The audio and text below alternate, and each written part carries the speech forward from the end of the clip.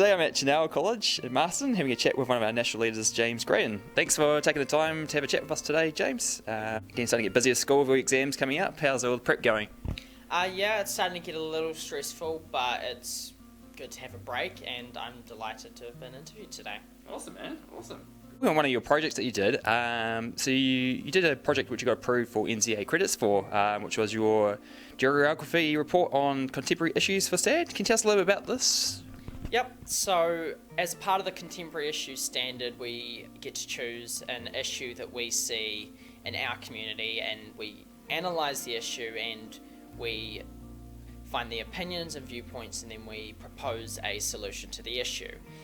Initially we were given the opportunity to do parking, but then I took that one step forward and decided I would do a stretch of road on State Highway 2 from one end of Marston halfway to Carterton, the next town, involving 3 intersections which have been hotspots for accidents in the past, including one with my father.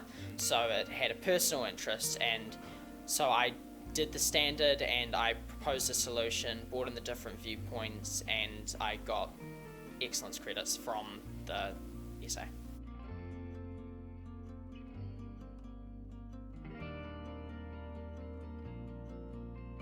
So when we began the standard, we got to choose what topic we did, and on my teacher's website that he has for geography there was a bunch of examples, but we were allowed to choose our own issue and then get it approved by him. He's also the NCEA liaison, which makes it extremely easy to get these kind of things to know if they're good enough.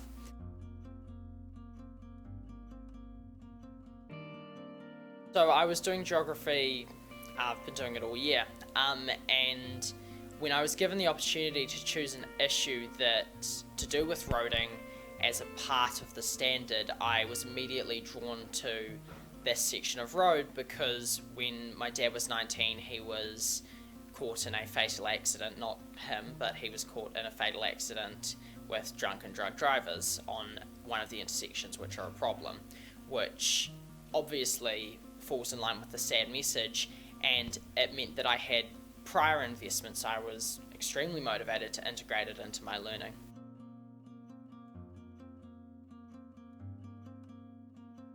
One of the issues was finding proper viewpoints, because the standard calls for viewpoints on either side of the argument.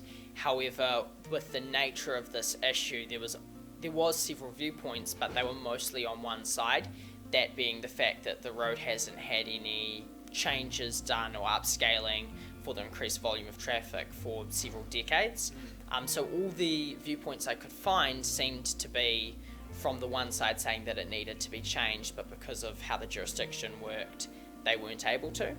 But after I did some digging with my road safety manager, I was able to find the viewpoint of the NCEA and how their finances worked and why it hadn't received any maintenance and upscaling so far.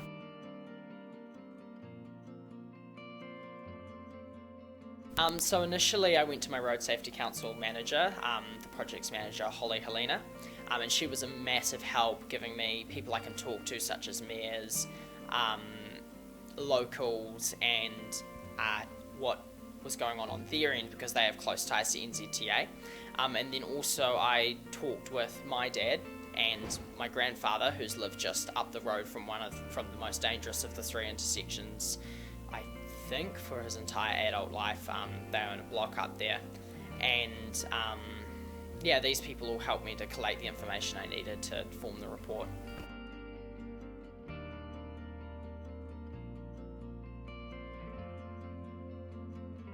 Yes, it definitely did. Without already having my prior connection with SADD, I don't think I would have even thought about doing a roading issue as my project. However, I'm extremely grateful I did, because it broadened my knowledge of the issue and how difficult it can be to have roading issues be fixed due to jurisdictions, budgets, that sort of thing.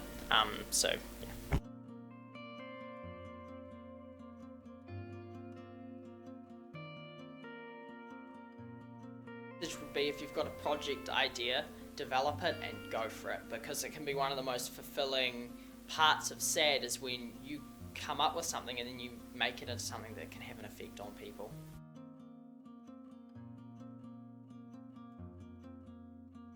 In the Wairarapa region, I would say the ideal road safety for me begins with the increase in infrastructure, upscaling all of our roads, especially our highway, to deal with the volume of traffic we have, which will greatly go towards increasing road safety, but also a change in the culture, because the Wairarapa is, I believe, one of the hotspots in the country, and that does, to some degree, come down to the culture around driving and driving dangerously. So my ideal road safety would be a change in that culture.